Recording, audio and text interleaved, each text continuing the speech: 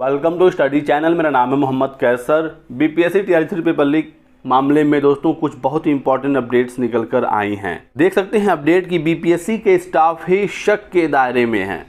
तो कुछ बड़ा हुआ है बीपीएससी टीआरई 3 के एग्ज़ाम में। जांच की आवश्यकता है। छात्र ये भी मांग कर रहे हैं कि सीबीआई से इसकी जांच होनी चाहिए। न्यूज़ 18 की तरफ से खबर आ रही है कि बीपीएससी के स्टाफ ही शक के दायरे में हैं और पेपर लीक मामले में रोज नए नए खुलासे हो रहे हैं। ईओयू इन सभी से पूछताछ करेगी। जो भी शक के दायरे में है सबसे पूछताछ हो रही है, सबकी जाँच की जा रही है। देख सकते हैं दोस्तों यहाँ पर अपडेट है कि बीपीएससी पेपर लीक मामले में सूत्रों के हवाले से बड़ी खबर आ रही है। पटना से अपडेट है, शक के दायरे में प्रेस, मालिक और बीपीएससी के स्टाफ हैं। ईओयू पूछताछ करेगी तभी जाकर इस मामले में खुलासा हो पाएगा। 10-10 लाख में सफलता दिलाने का ठेका लिया गया था। बहुत बड़ा स्कैम ये चल रहा था नौकरी दिलाने का। देख सकते हैं दोस्तों कि बार कोडिंग के पहले ही लीक हो गया था पेपर।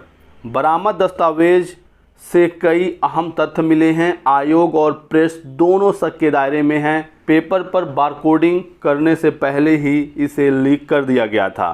कहने का मतलब है कि टीआरई 3 का पेपर छपाई से पूर्व ही पेन ड्राइव से ले लिया गया था। पेन ड्राइव से ही पेपर को प्राप्त कर लिया था साल्वर गिरोहों ने। और शिक्षक भर्ती का प्रश्न पत्र लीक कराने वाले गिरोह ने ही सिपाही भर्ती का भी पेपर लीक कराया था। 500 अभ्यर्थियों से हुई थी डील। 50 करोड़ रुपए से अधिक की डील थी। अरबों खरबों का ये धंधा चल रहा है। तो ऐसा नहीं कि पेपर छप गया था, उसका फ़ोटो खींचा गया या उसका फोटोकॉपी कराया गया। छपाई से पहले ही पेन ड्राइव से पेपर को ले लिया गया था सॉल्वर गिरोहों के द्वारा। और इसी वजह से प्रेस और बीपीएससी स्टाफ भी शक के दायरे में हैं। हैरानी की बात यह है कि इतना कुछ हो जाने के बाद भी बीपीएससी ये कह रहा है कि इनके पास कोई ठोस सबूत नहीं है जिससे ये साबित हो सके कि परीक्षा एग्ज़ाम से पहले लीक हो गया था। अभी तक बीपीएससी ने पेपर रद्द करने को लेकर भी निर्णय नहीं लिया है और इस वजह से छात्र और भी ज़्यादा परेशान हैं। बीपीएससी शिक्षक भर्ती के तीसरे चरण के प्रश्न पत्र लीक मामले की जांच में बड़ी जानकारी सामने आई है। ईओयू की जांच में यह बात सामने आई है कि लीक हुए प्रश्न पत्र पर बारकोडिंग या सुरक्षा कोड नहीं थे। इसका तात्पर्य यह है कि प्रश्न पत्र प्रिंटिंग प्रेस में छपने से पहले ही आउट हो गया था, क्योंकि छपने के बाद इस पर खास किस्म का एक बारकोडिंग किया जाता है। इन सुरक्षा कोड की मदद से यह पता चलता है कि उक्त प्रश्न पत्र किस केंद्र के किस कमरे में बांटे गए थे। बिना बारकोड वाले प्रश्न पत्रों को पेन ड्राइव में बाहर निकाला गया। इसके बाद इसे प्रिंट कर सेटिंग वाले स्थान पर अटवाने के लिए अभ्यर्थियों को दिया गया। मिले साक्ष्य से प्रिंटिंग प्रेस व आयोग दोनों शक के दायरे में है। चाहे प्रिंटिंग से पहले प्रेस या प्रेस तक पहुंचने से पहले या वहां तक ले जाने के क्रम में इसे लीक किया गया है। हालांकि ईओयू की एसआईटी मामले की तफ्तीश में जुटी हुई है। इसके बाद ही पूरी स्थिति स्पष्ट होगी।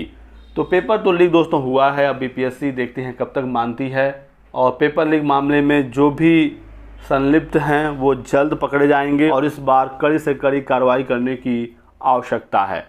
बहुत सारे बच्चे पूछ रहे हैं कि पेपर यदि रद्द हुआ तो दोबारा से कब कराया जाएगा। तो दोस्तों दोबारा से एग्ज़ाम आपका अब अप्रैल मई तक होना पॉसिबल नहीं है। चुनाव का माहौल आ चुका है, आचार संहिता है। आप मान कर चलिएगा कि अप्रैल मई के बाद जून में आपकी परीक्षा पॉसिबल हो सकेगी। हालांकि 9, 10 और 11, 12 माध्यमिक और उच्च माध्यमिक की परीक्षा को लेकर लगातार खबर आ रही है कि 5 अप्रैल को ये एग्ज़ाम हो सकता है।